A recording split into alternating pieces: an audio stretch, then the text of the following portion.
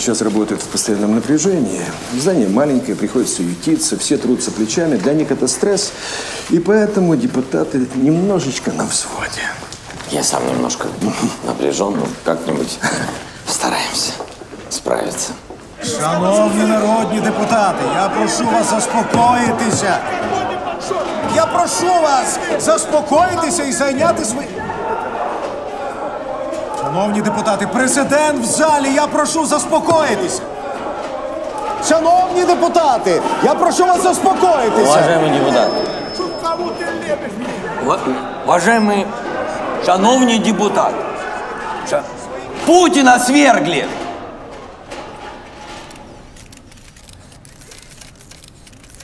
Это шутка. Просто по-другому вас было не остановить. Присаживайтесь, господа народные избранники.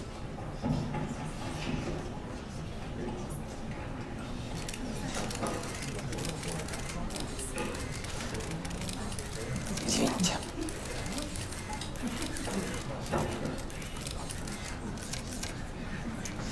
Котлеты, винегреты.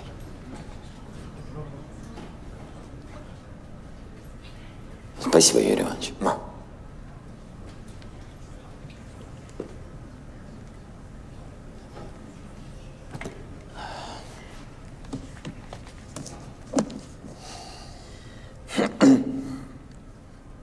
Еще раз здрасте.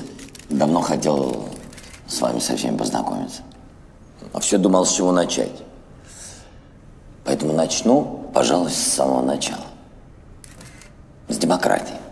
Вы, слуги народа, вы все знаете, что такое демократия. Честно говоря, всем как удобно, так и переводят. А на самом деле, с греческого языка демократия переводится как народовластие.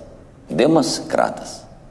Народ – власть. Не кратодемия, понимаете, да? Не власть над народом, а наоборот. У нас же в стране демократия, правда же? Ну, судя по тому, что вы все время об этом твердите по телевизору. Власть в нашей стране действительно принадлежит народу. А народ, в свою очередь, нанимает вас и меня, в частности, на работу. Объясните, пожалуйста, почему тогда я простой избиратель? На зарплату учителя истории не могу позволить себе даже хрущевку в городе Киев, когда вы, мои подчиненные, живете в роскошных хоромах. Вам не кажется, что это странно? Или мне одному кажется, что что-то не так? Все нормально у вас. Вы же слуги народа. Где это вообще видно, чтобы слуги жили лучше своих господ? Или, может быть, вы просто перепутали, и вы служите не тому хозяину. Вместо того, чтобы служить народу, вы прислуживаете олигархам.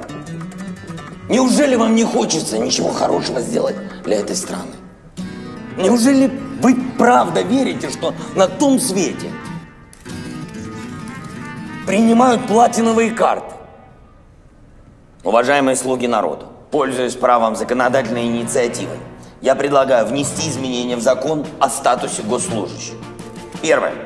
Отказаться от служебных лимузинов, резиденций, пансионатов. Второе. Сократить огромный штат ненужных помощников и прихлебателей. Третье. Для повышения эффективности нашей работы предлагаю Верховной Раде, Кабинету министров и аппарату президента переехать в одно здание на ВДНХ. К тому же этим мы разгрузим, в конце концов, центр от этих бесконечных пробок. Извините. Да. А что будет с нашими зданиями? Это наши лучшие строения. Все лучшее... Детям! Почему бы и нет? Все лучшее детям. Или кто-то против? Вот хорошо. А теперь можете продолжать драться, если больше делать нечего.